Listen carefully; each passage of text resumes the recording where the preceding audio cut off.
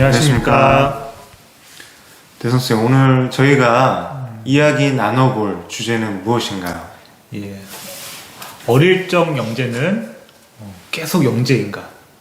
한 번 영재는 그냥 영재성이 계속 지속되는가에 대해서 한번 논해봤으면 좋겠습니다. 한 번 영재는 영원한 영재. 예. 이렇게 이해해도 되겠네요. 대선생님 어떻게 생각하세요? 그러니까 저는 그 학부모님들의 이해를 좀 돕고자 운동선수의 비유를 하고 싶어요.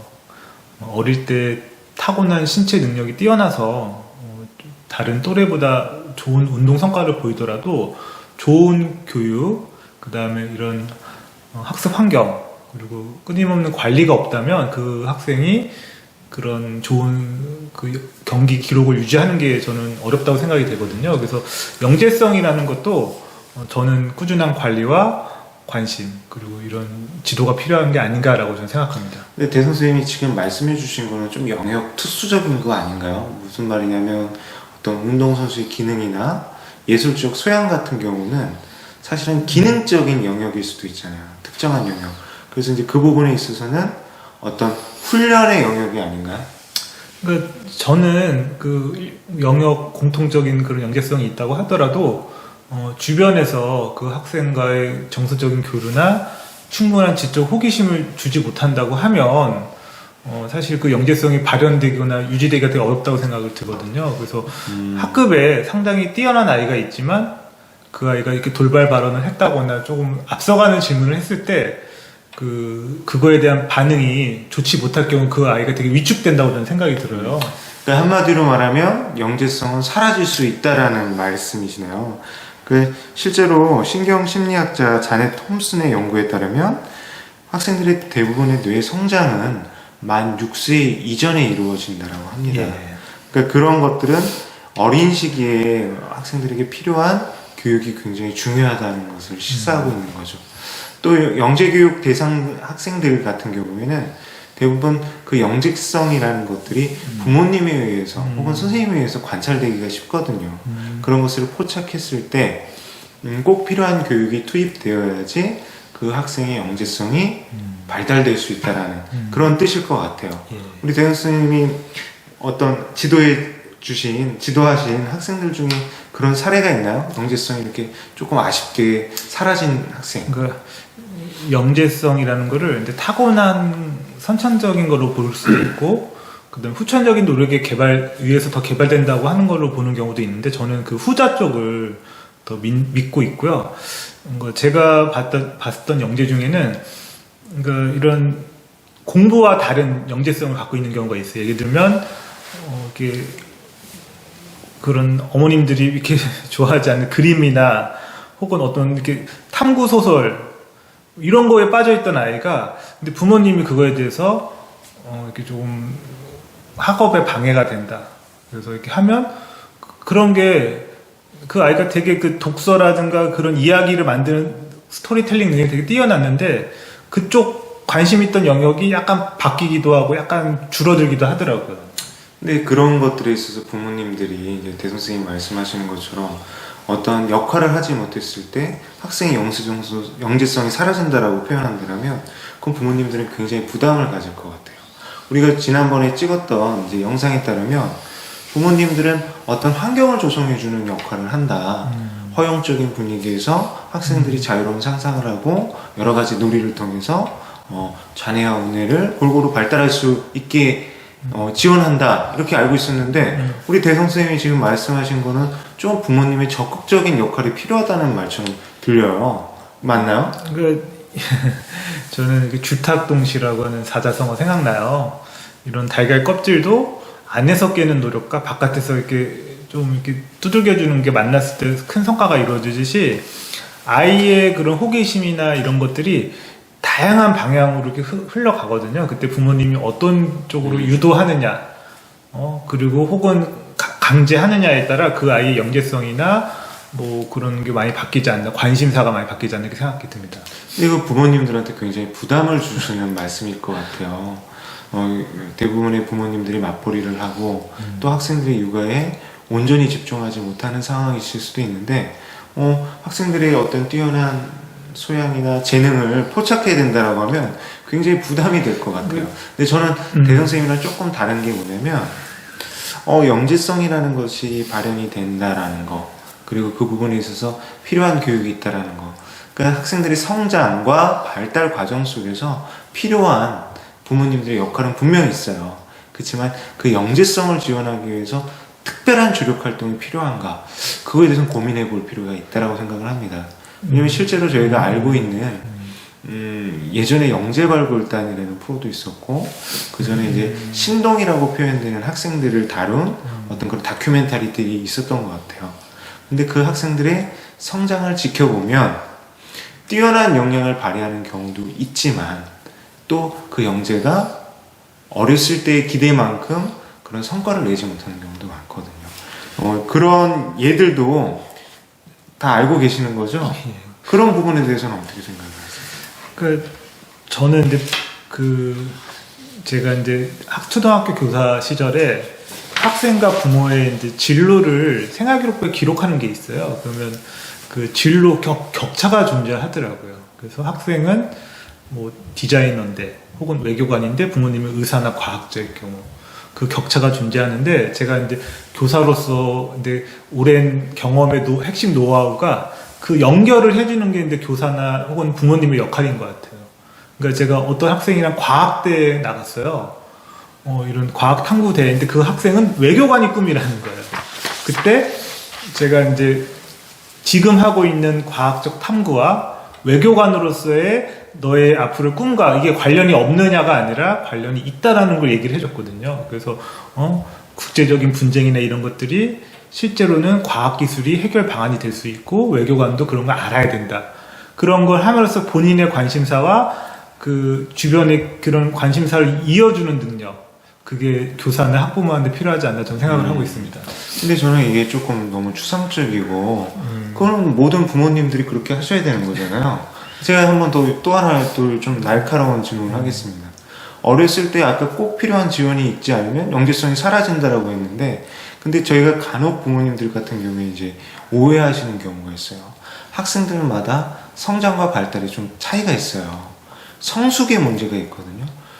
저희가 조숙한 성장, 그러니까 빨리 성숙하는 친구들이 있습니다. 그래서 어린 시절에 다른 친구보다 언어적인 능력이 뛰어나고, 어떤 친구는 심지어 다른 또래 친구들보다 1년 이상 말을 이제 더디게 하는 경우도 있어요. 그렇지만 말을 빨리 했다라고 해서 우리가 그 친구는 언어 재능이 있다, 언어 영역에 영재라고 볼 수는 없는 거잖아요. 그러면 저희가 아까 말씀하신 영재성에 포커스를 맞춰서 어렸을 때 영재성, 그리고 그 필요한 지원을 위해서는 영재성과 성숙의 차이에 대해서 좀 알아야 될 것 같아요. 그 부분에 대해서는 어떻게 생각하세요? 그러니까 빨리 걷는 아이가 뛰어난 육상 선수가 되는 게 아니라는 말처럼, 지금 혜성 쌤이 말한 것처럼 먼저 했다고 해서 잘하는 건 아닌 것 같아요. 근데 단지 그 가능성이 좀 더 있지 않나, 먼저 이렇게 그쪽 분야에 뭔가 좀 재능이 보이는 게 아닌가. 그래서 저는 그 선천적인 것도 물론 존중을 하고 후천적인 것 쪽에 저는 더 방점을 두는 교육관을 갖고 있습니다. 그래서 지금 빨리 하고 먼저 성숙한 아이에 대해서는 근데 그 아이가 호기심이 끊어지지 않도록 적절한 시기에 그 다음 단계로 이렇게 저희가 교육학에서 구성주의에서 비계 설정을 하잖아요. 그 다음 목표 제시 혹은 호기심 가는 안내를 해야 되지 않나, 저는 그렇게 생각을 합니다. 그러니까 이게 본인이 그렇게 하시겠다라는 뜻인 것 같은데, 근데 사실은 저희는 이제 조금 더 막막한 부모님들을 위해서 조금 더 현실적인 이야기를 하고 싶어요. 그러니까 대부분 아이들을 바라보면서 다들 그런 생각들을 해보셨을 거예요. 우리 아이 영재가 아닐까? 천재가 아닐까? 와, 대단해. 이런 생각들을 많이 해보셔요. 그리고 또 반면에 내가 우리 아이를 너무 사랑해서 특별하게 보는 것은 아닐까? 이런 마음이 왔다 갔다 하거든요. 그리고 또 그것뿐만 아니라 어떤 어린이집이나 유치원에서 또래 친구들하고 많이 비교하게 돼요. 그래서 또래 친구들을 보면서 왜 우리 아이는 저 아이 같지 않을까? 또는 우리 아이는 저 아이보다 뛰어난 게 아닐까? 이런 생각들을 많이 하게 되시거든요. 저는 근데 아까 대성 쌤이 말씀해 주신 거는 이제 어떤 초등 수준이나 중등 수준에서 부모의 역할이라고 생각하고, 저는 일단은 유아기부터 시작한다라면 유아기 때 제일 중요한 거는 학생들에게 다양한 경험을 할 수 있게 해주는 건 분명히 필요할 것 같아요. 그 경험을 통해서 학생들이 발달되어야 되는 부분, 그리고 지적으로나 정서적으로 성장되어야 되는 부분들이 잘 성장될 수 있도록 봐주시는 게 필요하다고 봅니다. 근데 이제 저는 이렇게 생각하지만 우리 대성쌤은 생각이 또 다르실 수 있잖아요. 예. 보면 유아기에 지금 영어 태권도, 영어 유치원 이런 것들 많이 다니거든요. 또 그리고 과학놀이, 또 미술놀이 이런 것들 많이 배우잖아요. 좀 저는 다양한 경험을 하게 해주고 싶다라는 이제 부모의 마음인데 그렇게까지 어떤 사교육까지 좀 해야 될 정도로 그런 경험의 폭을 좀 뭐랄까 좀 강도가 있게 진행을 해야 될까요? 그러니까 저는 이제 아까 혜성 쌤이 말한 것 중에 그 보통 아이가 부모님들 입장에서는 우리 아이가 뛰어난 것과 아닐까라는 그런 고민은 누구나 갖는 것 같아요. 근데 저는 모든 아이는 특별한 점이 있다. 그리고 그거에 대해서 좀 자신감을 갖고 우리가 여행을 가기 전에 그 여행이 식상할 거다 혹은 별로일 거다 생각하는 것보다는 최대한 아름다운 여행을 꿈꾸면서 또 시행착오가 있으면 그걸 즐기면서 하는 게 저는 좋다고 생각이 들거든요. 그래서 저는 우선 아이들에 대한 그런 잠재 능력에 대한 신뢰를 좀 갖고 그 다음에 인풋에 대해서는 다양한 환경 조성이나 인풋이 필요하고 그래야지 또 아웃풋도 나오는 거거든요. 근데 다만 주도성을 누가 갖느냐, 아무리 어린 아이라고 하더라도 의사를 물어보고 그 아이의 의사를 존중해 주는 게 저는 이게 필요하다고 저는 생각을 하고 있습니다. 우리 대선생님은 언제나 이제 맞는 말씀을 해주시는데 제가 콕콕 집어서 좀 물어볼게요. 예. 그러니까 이거예요. 결정적 시기가 존재하는가?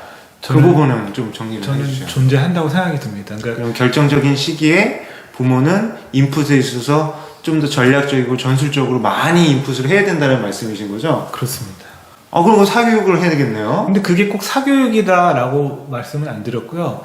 우선은 가정에서도 뭐 그 아이가 이제 우리가 사실은 저희도 뭐 하면 안 돼.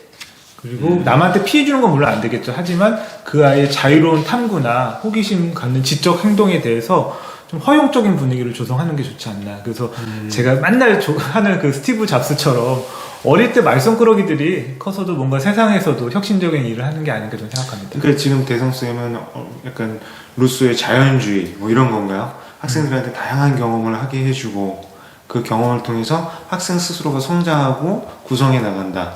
부모의 역할은 그런 비계를 설정해주는 역할이면 된다. 그렇죠? 그렇죠.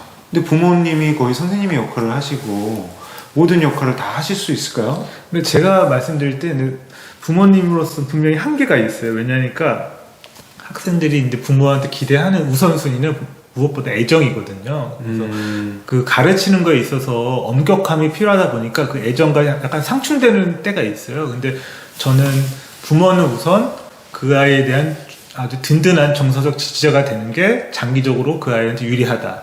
그리고 허용하는 범위 내에서 그 아이와의 관계가 깨지지 않는 범위 안에서 그 아이한테 뭔가 새로운 거를 적극 지지해주고 격려해주는 게 좋지 않을까 생각합니다.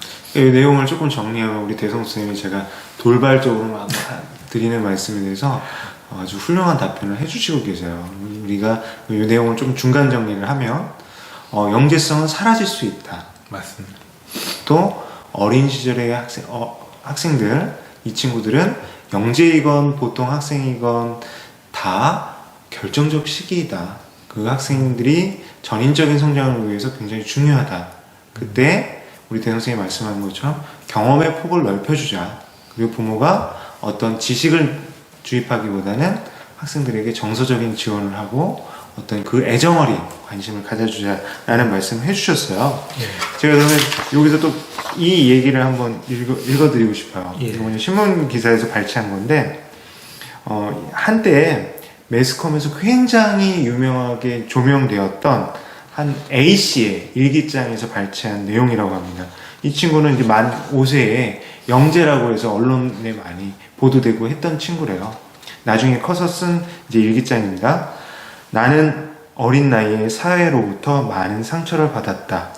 획일화된 사고와 정형화된 교육을 고집하는 유치원, 학교, 재미와 화제거리만을 쫓는 매스컴으로부터 겪은 혼란과 갈등은 갈등을 한동안 떨쳐내지 못했다.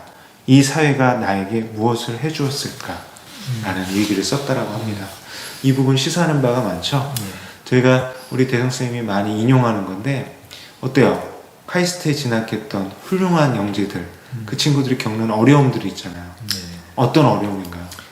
그러니까 우선은 주위의 기대가 무척 크잖아요. 그리고 고등학교 입학 전까지는 이렇게 상위권 성적 1, 2등을 하다가 비슷한 또래가 모이다 보니까 어쩔 수 없이 이제 하위권으로 처져 있을 경우에 그 낙담이나 또 주변의 기대에 부응하지 못했다는 그 좌절감이 되게 컸지 않았을까 싶습니다.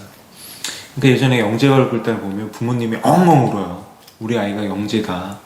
나는 영재의 아이를 둘 자격이 없는 부모다. 어떤 지원을 해줘야 되는데 어떤 지원을 해줘야 되는지 모르겠다. 그래서 너무 고민이 된다. 이런 말씀들을 부모님들이 하셨단 말이에요. 근데 그런 고민들은 잘못됐다는 거죠. 우리 대성쌤이 아까 말한 것처럼 부모의 역할은 학생들에게 어떤 지식을 주입하거나 가르치는 역할이 되어서는 안 될 것 같아요. 그 학생들을 보호하고 애정어리고 조력하는 역할, 그런 역할을 해주면 되는데 저희가 근데 이런 역할에 이런 지원들을 못 받는 학생들이 분명히 있어요. 그래서 그런 친구들을 우리가 소외 영재라고 하거든요. 외부에서는 이 소외 영재들을 어떻게 지원하고 있습니까?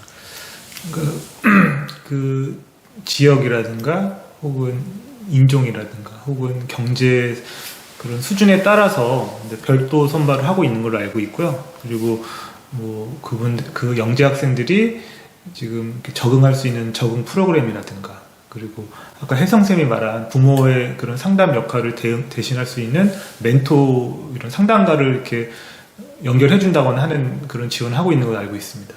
그러니까 그 부분에 있어서 이제 해외에서는 이제 영재 헌팅 프로젝트, 조금 이제 도발적인 프로젝트인데 영재 학생들을 이제 관찰이 되잖아요. 관찰이 되면 그거에 대해서 영재 전문기관에서 그 학생을 가서 어떤 지원을 할 수 있는가 이제 상담도 하고 이제 주변인들과 면담도 하고 인터뷰도 진행하는데 사실은 우리 교육 환경에서 그게 어려워요. 그래서 이제 아까 말씀드린 것처럼 우리 아이가 영재성이 있는 것 같다라는 부분이 생각이 된다면 그 부분에 대해서 아이한테 부담을 주지 않는 차원에서 영재로서의 진단을 받게 해보는 것도 필요하고 그리고 우리 이제 교육 현실에서 사실은 선생님들의 역할도 그래서 중요합니다. 항상 어떤 기초학력이 부진한 학생들한테 학교에서는 더 지원을 하게 되고 그 학생들을 위한 어떤 보충에 대한 부분을 고민을 하는데 사실은 뛰어난 친구들, 그 뛰어난 친구들을 위한 어떤 특별한 도움도 필요하거든요. 제가 생각한 거는 기초학력이 부진한 친구와 앞서가는 친구 모두 다 어떤 특수교육의 대상이라고 볼 수도 있는 거잖아요. 그래서 그런 부분들을 우리가 좀 알아야 될 것 같습니다. 우리 조금 이제 전환 차원에서 영재성이 어렸을 때 영재성이 잘 개발이 돼서 나중에 영재성을 좀 발휘한 유명인들 한번 좀 소개를 해주세요. 근데 머릿속에 딱 생각하는 분이 한 분 계세요. 저희 박지성 선수라고. 그러니까 겉으로 드러나는 체격도 좀 작고 게다가 아주 축구 선수로서 치명적인 평발이라고 하는 콤플렉스를 갖고 있었어요. 근데 이런 국가대표 선발도 어려운 상황에서 그거를 히딩크 감독이 되게 잠재 능력을 높이 평가하고 그 선수의 그 끊임없이 질주하는 본능, 능력, 열정 그걸 높이 사서 이제 우리나라 월드컵의 기적을 이뤘는데 저는 그런 영재들이 이런 학교 교실에도 많은 것 같아요. 이렇게 당장 드러나는 성적은 이렇게 높지 않지만 뭔가 한 번에 하는 그 집중력이 높다거나 어떤 사고력이나 문제 해결력 혹은 협업 능력이 뛰어난 아이들이 분명히 있거든요. 그래서 그런 히딩크 감독처럼 좀 열린 눈으로 그리고 잠재 능력까지 좀 봐주는 선생님의 좀 깊은 시선이 필요한 게 아닌가 생각이 듭니다. 그러니까 저희가 생애 전반에 걸쳐서 어떤 뛰어난 역량을 발휘할 수 있다면 얼마나 이상적일까. 근데 저는 이런 부분도 어떤 저 개인의 생각이지만 총량의 법칙으로 접근을 또 하고 싶은 생각도 있어요. 어떤 영재성이 꽃피우기 위해서는 또 그 순간을 위한 어떤 개발의 시간, 노력의 시간들이 필요하거든요. 그래서 저는 그런 영재성이라는 것이 결국 잠재 능력이라는 것을 의미할 때 그 학생이 갖고 있는 영역에서의 행복과 전문성을 발휘하는 부분들은 결국에는 어린 시절의 영재성을 잘 개발하고 유지해 나가는 게 이제 교육의 역할일 것 같아요. 그 부분 중요합니다. 그리고 저는 이 영재성을 또 다루는 부분에서 또 함께 다루고 싶은 게 창의성이거든요. 영재성은 확실히 뛰어난 친구들이 갖고 있는 경우들이 많이 있어요. 선천적으로. 그리고 그것을 개발해내는 측면이 크다라면 아까 우리 대선생님이 항상 하는 거 누구나 창의적일 수 있다는 말을 하잖아요. 창의성이라는 것은 교육의 힘으로 그리고 환경의 힘으로 충분히 모든 사람들이 발휘할 수 있다고 보거든요. 그래서 우리가 아까 말씀드린 것처럼 영재성을 개발하는데 유아 시기에 결정적 시기가 있지만 우리 성인들은 그런 시기가 이미 지나버렸잖아요. 그런 부분들도 어떤 창의적인 태도, 창의적인 성향, 창의적인 훈련을 통해서 60세 이후에도 창의성을 발휘할 수가 있거든요. 우리 대성생 고은 시인 알죠? 예, 알고 있습니다. 고은 시인 60세 넘어서 어떤 일을 도전하셨습니까? 제가 이제 그 기억이 안 나는데 어떤 일을 하셨죠? 그러니까 우리가 보통 60세가 넘어가면 우리 대성생은 그러실 거예요. 이제 열심히 살았으니까 60세 이후에는 내가 좋아하는 일을 하겠다. 근데 요즘에 이제 60세 이후부터 인생을 창의적으로 사시는 분들이 많아요. 어떤 그 전까지는 우리가 생각하는 직장에서 반복적인 일을 했던 분들도 60세 이후에는 본인이 하고 싶은 일들을 하는데 우리 고은 시인님은 이제 여러 가지 그 평가에 대해서는 이견이 있지만 60세 이후에 다시 이제 예술가로서 화가로서 활동을 하셨다라는 이야기가 있잖아요. 저희도 마찬가지라고 생각합니다.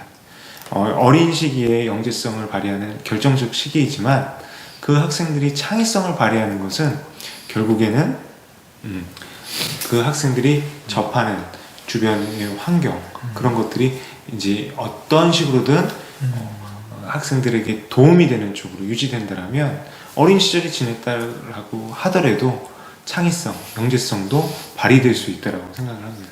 예, 그래서 이제 정리 발언을 한번 해도 될까요? 하셔요. 그러니까 어떤 영재 전문가는 분명히 저를 비판할 거예요. 어떻게 모든 아이가 영재고 또 어떻게 모든 아이를 영재로 키울 수 있느냐. 근데 그거는 양육 태도의 문제인 것 같습니다. 그리고 부모와 자식의 그 사랑을 기반으로 한 그런 거라고 저는 생각이 들고요. 부모라면, 선생님이라면 모든 아이들을 특별하고 소중한 존재로 보고 그 아이의 잠재 능력에 관심을 가져야 된다고 생각이 듭니다. 예, 이상입니다. 네, 감사합니다. 감사합니다.